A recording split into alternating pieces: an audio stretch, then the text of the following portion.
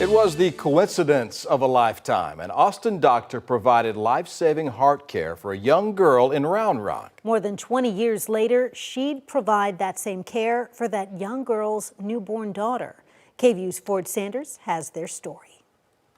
You want to talk about your journey?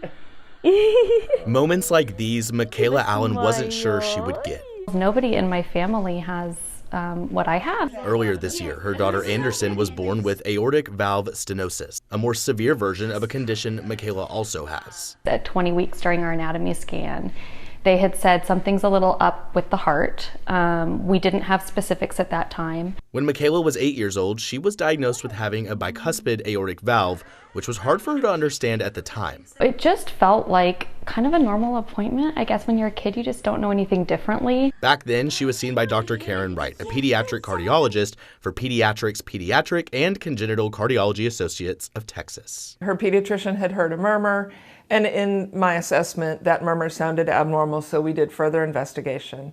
And we found that she indeed had a congenital heart defect that had not caused her any problems in the first 8 years of her life. When it came time for Anderson to be born, a surprise was waiting for Michaela.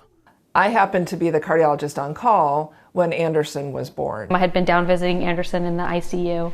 I'm back up in the room. I think we had ordered dinner, and Dr. Wright walks in and she goes, "Do you remember me?"